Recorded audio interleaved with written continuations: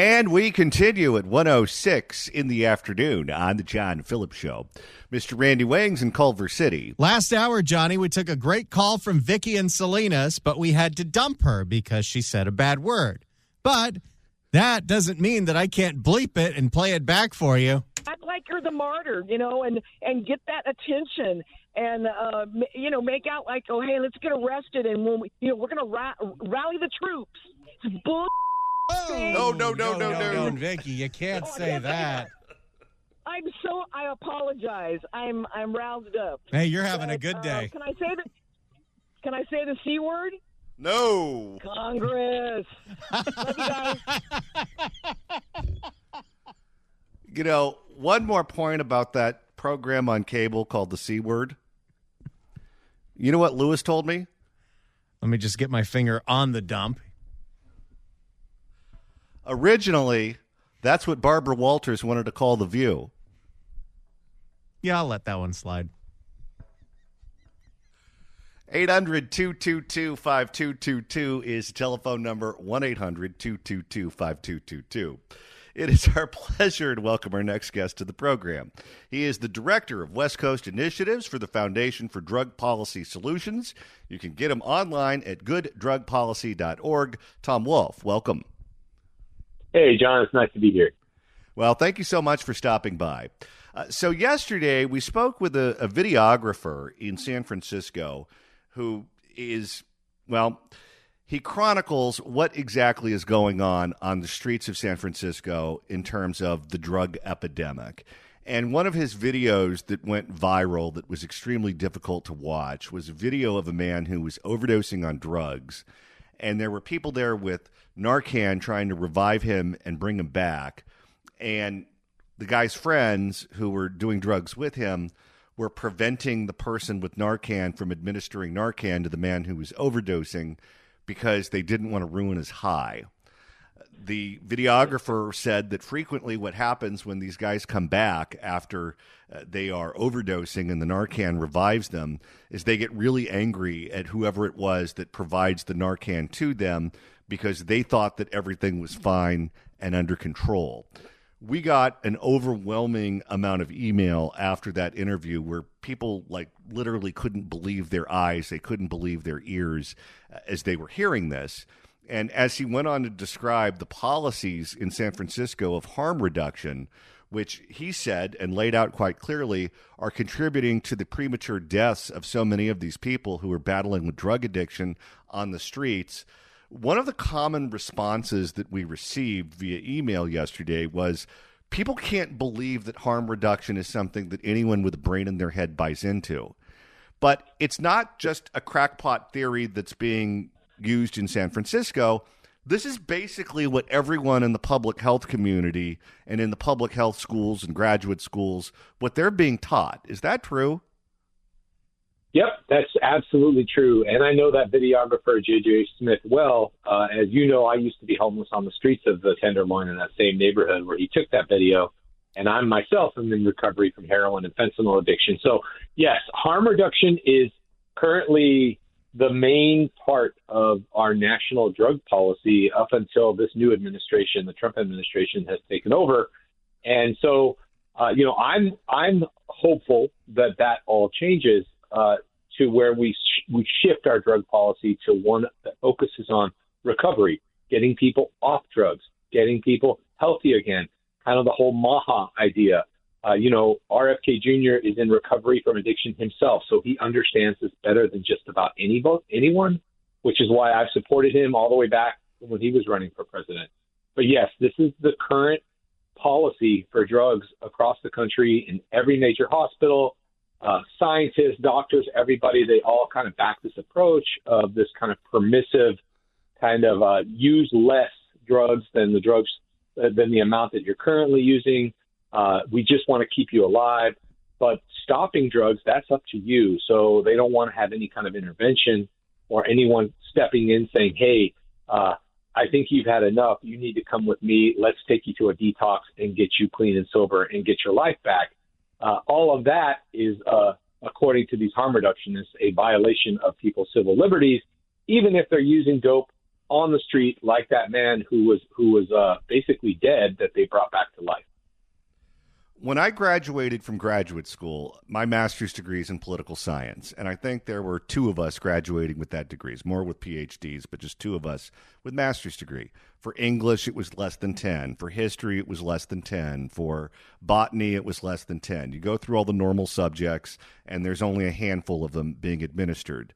And then it comes time to start giving out the master's degrees in education, and oh my God, they go on for an hour and a half. And then it comes time to go to psychology, and they go on for another hour and a half. And then they get to public health, and public health was longer than all of them. And I mentioned this story to my doctor one time, and he said, oh, yeah. He said, there's a lot of people working in this field, in this profession, who have these degrees in public health, and they're taught all of the wrong things. They're totally clueless. They don't know what end is up. And there's no way you're going to make this country healthy again until those people stop calling the shots. Yeah, that's a pretty accurate depiction of drug policy and kind of our healthcare system as it pertains to drugs right now. So look, let me just say it this way. Harm reduction can be a set of tools that you use, like Narcan, to reverse someone's overdose so they don't die, like what happened there on the street. But harm reduction as a policy is absolutely failing across the country, especially here in California, where California actually uses kind of a radical form of harm reduction. And that's, part of the work that we've been doing up here in San Francisco. There's a whole recovery coalition up here of people like me that are in recovery from addiction that have been fighting the good fight to actually change San Francisco's drug policy and move it away from this permissive harm reduction to focus more on a recovery first approach. And over the last few years, we've actually kind of bent the narrative to focus more on recovery. And now the new mayor that we have, Daniel Lurie, who's our new mayor, who's a moderate, has embraced that kind of recovery first approach. So you're starting to see more investments in things like drug-free housing or transitional housing, so that's drug-free, where people can go live after they come out of drug treatment, and more of an incentive for people to actually seek recovery as opposed to just stay there on the street and use drugs. And then if I could just touch on one last thing about that teen on the street, that's a very common thing. I've reversed a lot of people's overdoses on the street myself. And when they come out of they come back to life, basically, they're in what they call precipitated withdrawal, because Narcan is an opioid blocker. It blocks the effects of the opioids that you ingested, the fentanyl that you ingested into your body. And so the very first thing they want to do is get high again, which is why you have that aggressive response of, hey, you messed up my high, and they're angry, and the first thing they want to do is go and use again. And it's really just really a tragic side effect of this whole addiction crisis altogether. What do you think explains this theological-like attachment to harm reduction? And I say that because when you look at other aspects of health, it doesn't seem to be as dogmatic and as political. I remember when I was a child, and you probably were taught the same thing, when they were teaching us health in elementary school, junior high, high school, we used to have to learn the food pyramid, where you're supposed to have this amount of grains, this amount of meat, this amount of dairy, this amount of fruits and vegetables, and, sweets are supposed to be something that you only take in on rare occasion. And then we found out, okay, well, if you OD on carbs, you're going to get fat. So even though you think spaghetti is good for you, don't eat too much spaghetti. Otherwise, you're going to have some junk in your trunk. And they changed it. It evolved over time as we learned new information. Well, if you look at the streets of any major American city, particularly on the Pacific Coast, and why it's worse here, I don't know. Maybe our policies have something to do with it, or weather, or both. But you know that what we're doing isn't working. We know at this point that harm reduction is not working. We know that when the public health department, let's say in LA, goes into a park in Santa Monica, the result is going to be that the park is totally destroyed by drug addiction, and not that, oh, look, everyone's suddenly healthy. Why do you think it is that they're so attached at the hip with harm reduction when the evidence is right in their face that it's not working, but they still will not separate themselves from it, including the governor? Let's listen to him. This was Gavin Newsom in San Francisco about a year ago. Clean and sober is one of the biggest damn mistakes this country's ever made. I know it's a hold-your-hand idealistic point of view that somehow magically, God bless some of you. If you're like me, I've been known to have a glass of wine at night watching some of the nightly news. we all need to self-medicate periodically. What's the deal with that? Yeah, that was rough to hear that. I've heard that quote many, many, many times from the governor. Look, drinking a glass of wine after a hard day at work is a lot different than smoking or shooting up fentanyl or heroin. Let's be really clear about that. Two totally different things. Fentanyl, you can overdose and die on 0.2 of a milligram of fentanyl, whereas with wine, yes, people die from alcohol consumption, but that's over a period of decades of heavy drinking. So we're talking, it's almost like apples and oranges, and it's really an unfair comparison for the governor to suggest that clean and sober is one of the worst mistakes out there when people like me in recovery are living proof that you not only can recover, but you can live a much healthier lifestyle in recovery in all aspects. Now, as far as the harm reduction goes, it's really an ideological thing, and it's driven by something even more nefarious. So the largest kind of harm reduction organization in the United States is an organization called the Drug Policy Alliance, and they're funded by a Soros grant that they received, a 10-year, $50 million grant from the Soros Foundation. And their ultimate goal is to legalize drugs. They want it so that you can go buy fentanyl like you can go buy pot at a pot dispensary right now, where you can just walk in and buy some patches of fentanyl to stick on your arm, and then you're high all day long. That's what they would like to see happen, and that's what we have to understand, where this harm reduction stuff really is going. That's the goal. First, it was decriminalization like they tried in Oregon. The next thing that they would love to do would be to legalize these drugs. That would create basically an entire generation of zombies in this country that are addicted to opioids, and we just cannot allow that to happen. What we need to focus on is getting people healthy. I don't understand why we've moved away from that idea where all of a sudden now it's okay to be fat, it's okay to eat cake, it's okay to have diabetes.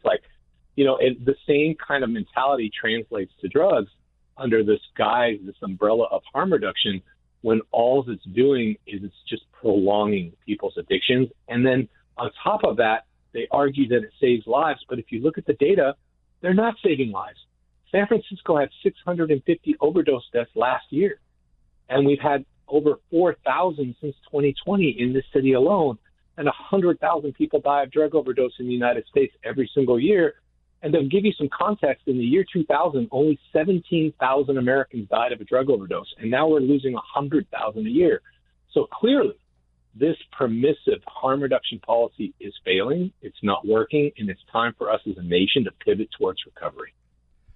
Why do you think, and I'm answering my own question, I'm sure, but why do you think it's so much worse on the Pacific Coast than it is anywhere else in the country? Because it's awful in San Diego, it's awful in LA, San Francisco, Oakland, Portland, Seattle. But I've got friends who fly for Alaska Airlines, and they tell me that Juneau is awful, and they tell me that Anchorage is awful.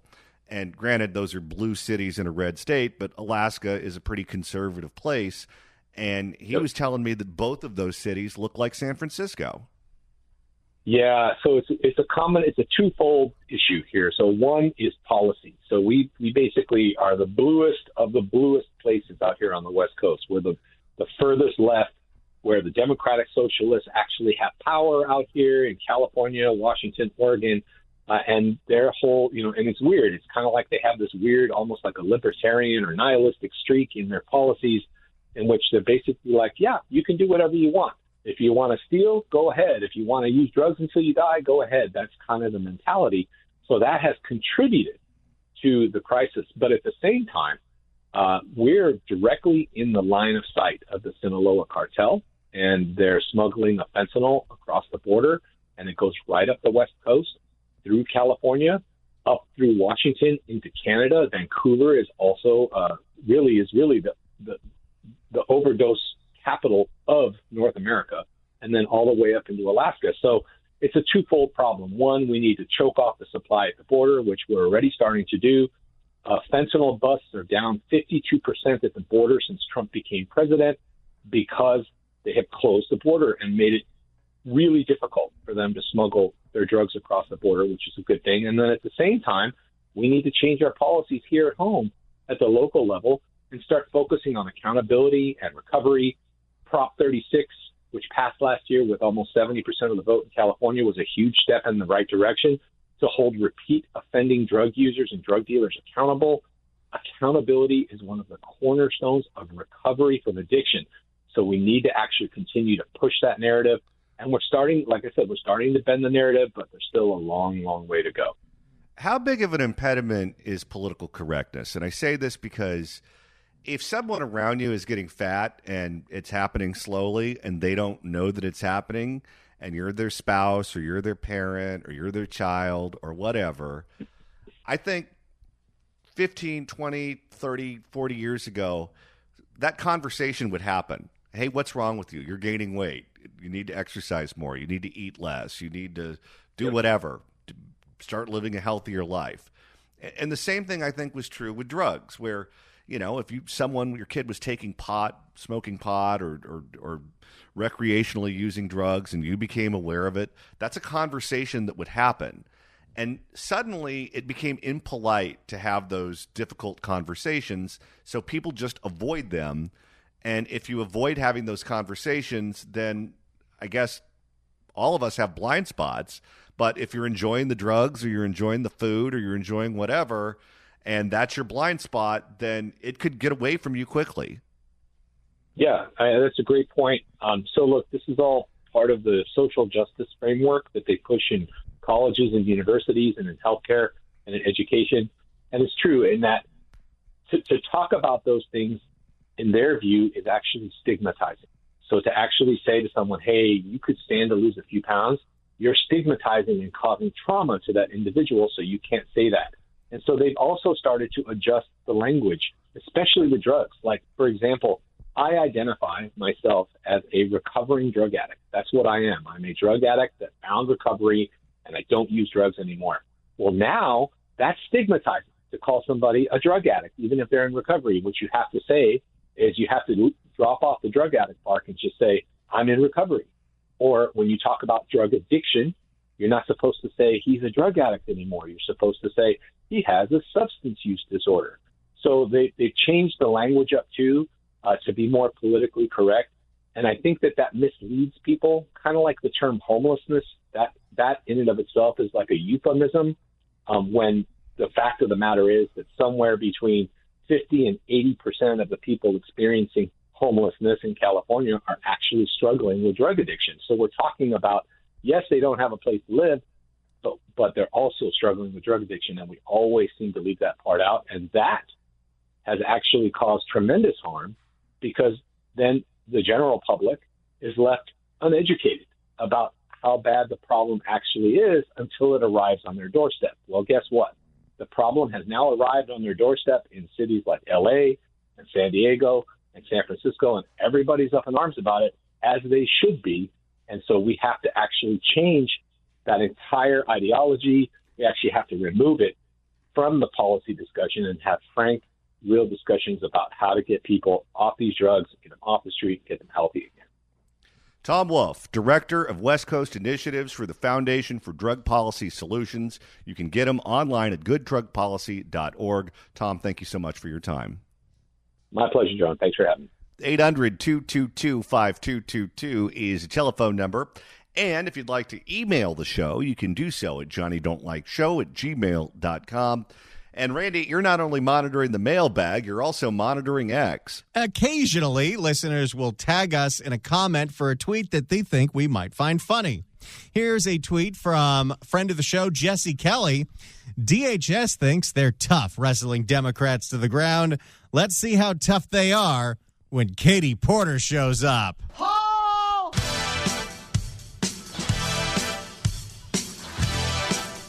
That could get ugly.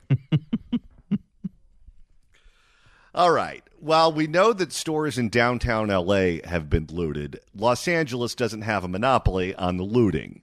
Randy, looting has been going on in the city of Oakland, too. There was looting and fires after a anti-ICE protest in Oakland last night. For more, here is KPIX. We're in Oakland cleaning up the damage today after a group of looters got on camera breaking into a shoe store on International Boulevard. That vandalism happening just about an hour after a few hundred people had gathered at Fruitvale Plaza for a peaceful protest against immigration enforcement. Veronica Macias. Okay, I love the fact that it's a peaceful protest that resulted in shoe stores being looted. We're living in George Orwell's America. Veronica Macias spoke with a local business owner who says the violence is only hurting hardworking people in the community. An Oakland police officer. Yeah, usually the owners of these stores are immigrants themselves, legal immigrants. Every single one of them I've seen on the news interviewed, they all have an accent. They're all from someplace else. They all had their lives ruined because many of them have no insurance or are underinsured. And now they have a mess to clean up. They're going to have to be closed for a long period of time. And who knows? They may not even make it out of this. You saw that picture I sent you yesterday. In downtown LA, a lot of businesses, even though there's been the curfews, they've been boarding up their windows just in case things get a little crazy. And the owner of a Chinese restaurant in Chinatown put a sign in her window that said, "Please no destroy, very little insurance."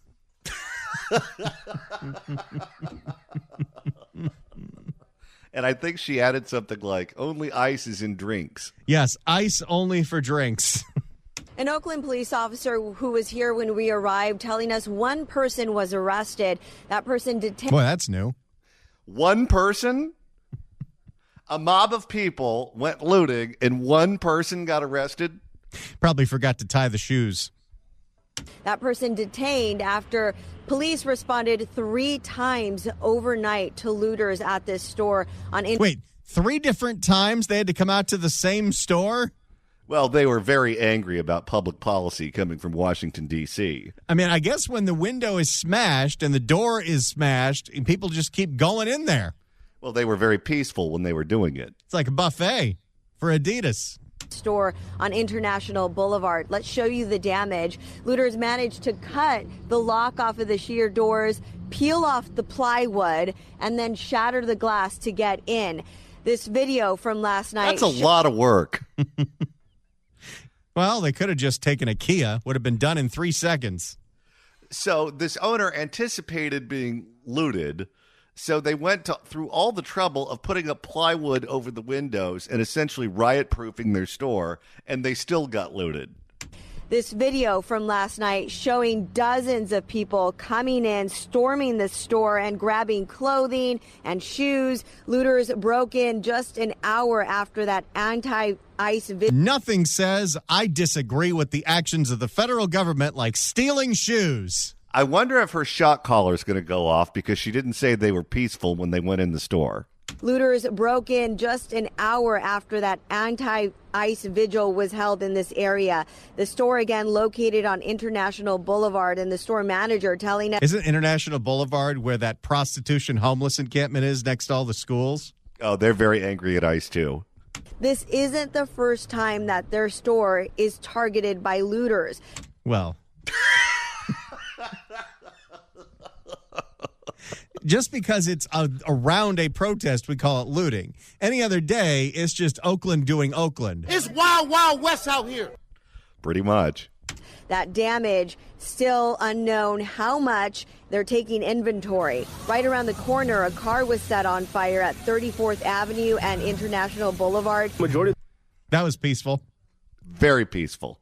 I don't think Waymos operate in Oakland, so they had to deal with doing it to a gas-powered car. If they were thinking about operating in Oakland before, they need to really reevaluate now. It's a lot of crime now. Majority of this whole street, if you go from 30th to all the way up to 39th, all this stuff, 80% of these business owners are Hispanic. And you're messing up the communities. I mean, you're fighting for your community, but you're also messing up your community. And so now you have mom and pop businesses that have to spend extra money. They're spending their hard-earned money to even stay in business now. Yeah, who exactly are we protecting here? The peaceful protesters. Just like this shoe store here in Oakland, there was a shoe store in San Francisco's Mission District that was targeted. The glass shattered, but nothing taken. We also have stores in Union Square that have started to board up their storefronts in case of any vandalism or graffiti. It is a good time to invest in lumber because there are a lot of people boarding up their windows this week. But the lumber didn't work.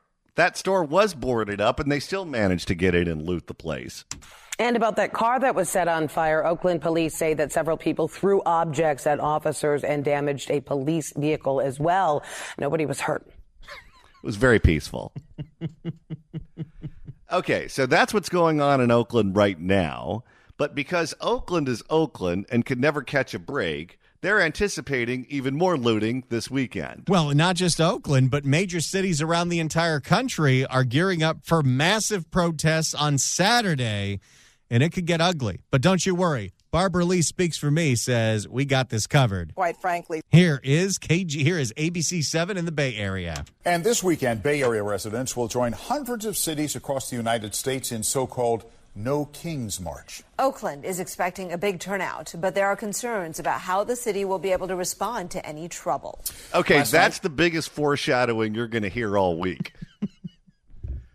There's a peaceful protest coming to Oakland, but officials are still worrying about potential looting. Last night, a store was looted and a vehicle set on fire following a protest. Here's ABC 7 News reporter Unser Hassan. On Saturday, hundreds of cities across the country will take part in the No Kings March aimed at sending a message to President Donald Trump. Stuart Chan will be the opening speaker in Oakland. He's ruling our country with ironclad, and that's why the march, the peaceful march. Whatever he's trying to say, he needs a better computer. Wait, this guy is speaking at the rally in Oakland, and he said that Trump is ruining the country with violent crime. He's ruling our country with ironclad, and that's why the march, the peaceful march. The No Kings. What? Okay, I couldn't make out what he said. I thought I did. I have no clue what he said, so let's move on. The No Kings March is in response to Trump's $100 million military parade and birthday celebration funded by taxpayers. It also touches on other White House policies, such as the current LA protests around immigration. Oakland's mile-long march starts at the Wilma Chan Park in Chinatown and ends at City Hall. To honor the legacy of Wilma Chan, her advocacy for immigrants, I think it was an honor for me to carry on this legacy, to go through Chinatown. Okay, I'm not entirely sure this is correct. Could you correct me if I'm wrong? But if I'm not mistaken, Wilma Chan was a state legislator in Sacramento representing Oakland, and I think she got killed by someone when she was a pedestrian in a hit and run. That is true. In 2021, while walking her dog, she was struck and killed by a vehicle in Alameda. And then they didn't even stop, and no one bothered to look for him, correct? Yeah. To lead this march. Is Oakland ready for the King's protest this weekend, do you think? Oakland's ready. Oakland Mayor Barbara Lee says the city is working. That still doesn't sound right. No, Oakland's ready. Oh, yeah. Well, if there's one town I have confidence in that they're going to keep the peace, it's Oakland. Oakland Mayor Barbara Lee says the city is working with the police department to prepare for Saturday. She praised the protesters, but warns of things getting out of hand, though she didn't elaborate on the consequences when asked. Well, because there won't be any. No, there is no consequences. There are no consequences. If people decide they're going to loot in Oakland, the only thing they're going to end up with is free shoes. What is taking place here in America is very undemocratic, and we have a right to protest through our First Amendment rights, but we don't have a right to allow violence, destruction of property. Really? Because you allowed it last night. Yeah, and you're not willing to say that you're going to throw them in jail, so you're going to get some more of it. Scenes from Tuesday night in Oakland show how an anti-ICE protest ended with a business burglarized and a car set on fire. That's already raising concerns for Oakland police about Saturday. A lot of these protests tend to get hijacked by people that come and blend into the crowd and become destructive. Sergeant Hui Win says he's confident OPD can handle Saturday's march. He adds this kind of violence impacts Oakland's businesses. That's something Nina Joyner knows all about. Last July, she closed both her downtown Oakland shops. She believes this isn't OPD's problem alone. This is also a method for us to police ourselves. Police can't come in and go 1 to 25 with people who are stealing. But the customers can actually do this. The customers can be there and say, we're not standing for this anymore. Wait, is she calling for vigilantism? Yeah, I don't know if you want your customers engaging with looters. In Oakland, Ansar Hassan, ABC 7 News. So that's the latest of what's going on in Oakland. If there's one town where they shouldn't be overly confident, it's Oakland. But everyone seems to think that it's going to go off this weekend without incident. I said, hell no, baby boy. Let me get up on out of here. Monday's show should be fun.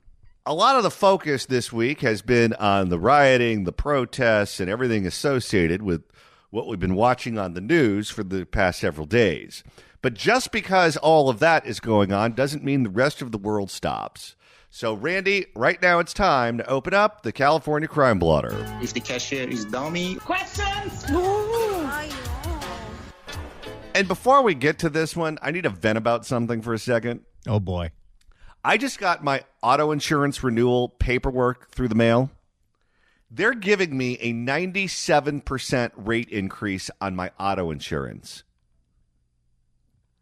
I got a 20% rate increase from State Farm on my homeowner's insurance, but auto insurance without any tickets or accidents from the last time I renewed, basically the same thing, except the car is now 6 months older. They jacked up the rates 97%. And part of me thinks not only is this just the insurance companies trying to make up for what they're losing on homeowners insurance, but I think the number of cars that are being stolen or vandalized or set on fire is impacting the rates too. Oh, yeah. Well, that's what's going on in San Diego now, where it used to be that gasoline thieves would take out an old siphoning hose and use their mouth to get it going and then take the gasoline out of your tank and put it into a bucket. Or, of course, you had the thieves that would steal the gasoline straight from the wells at a gas station, which is the origin of this drop. If the cashier is dummy. But now in San Diego, thieves are literally drilling holes into gas tanks. I actually have a friend who this happened to twice. Surprise, surprise, he lives in Oakland. And he's the husband of someone we know well. Oh, no. For more, here is CBS 8 in San Diego. Thieves are skipping the gas cap and going under cars to drill into the fuel tank and get gas. The damage from this is costing car owners thousands of dollars in repairs. Is there a place where you can sell stolen gasoline? I don't know, but just imagine the amount of damage that you're creating. So you can steal one tank of gas. You know, the crime takes minutes for days and days of repair. That's exactly what happened to Marco. He's asked us not to show his face for safety reasons after his car was targeted. You notice that every single victim of a crime lately doesn't want their face shown on television because they think they'll be retaliated against? Yeah, crime is so bad in the state, we have to treat crime victims like they're mob informants. He's asked us not to show his face for safety reasons after his car was targeted. Turned on the car. I noticed my vehicle dashboard say 0 miles to empty, which is strange. Looked under the car and I saw some shavings. I started to smell gas and I saw a drilled hole in the gas tank. His car's been out of... This poor guy. And that's not going to be a one-day fix. No. His car's been out of commission for nearly a week. It's been extremely inconvenient not having the vehicle for taking the kids to school. I've missed 4 days of work now. And why don't you take public transit? Oh, yeah. I'm sure those are clean and safe. And the expenses keep adding up. Towing fees, gas fees, diagnostic fees. So it's definitely hit the insurance deductible now, $500, but they've shown the repairs to be in the few thousands. Yeah, and then they're going to jack up your insurance rates. And this is why mine went up 97%. But Marco isn't facing this alone. It happened to a neighbor of mine about 2 months ago, and I found it happened to someone about 2 blocks away in March and last week as well on our same street. Your whole fuel tank in the fuel tank. Right now, North Park auto shops like Advantech are seeing more of these cases. I say we see it maybe once a month at least. And it's not an easy or cheap repair. It's not like we could just patch it up and let you go on your way. It's just a safety concern. So we have to replace the whole fuel tank, drop it, and then put a new one. That is a nightmare job. I'm getting heartburn just hearing this. A new fuel tank can cost $2,000 to $3,000. Trucks and SUVs seem to be targeted most. They're easier to crawl under and often have larger tanks. Yeah, so I feel like right now it should be a little more concerning just because fuel prices do keep going up. So more people, you'll see them more often than you think. But what are they doing with the gas? Are they using it for themselves? They must siphon it out, I guess. San Diego police say gas theft is a crime and will be fully investigated. Video evidence is very helpful, and so is a witness account. I'm looking in the cameras outside of the complex. Definitely an alarm system or the in-dash cams now that do... By the way, this is another side effect of a city that has eliminated parking minimums, so everyone has to park on the street where your car is vulnerable to stuff like this. I'll tell you, I hate everything about living in an HOA. But one of the good things associated with it is if you live behind a gate, it becomes much harder to do this sort of thing. All right, there you have it. Not even the gas tanks are safe in San Diego.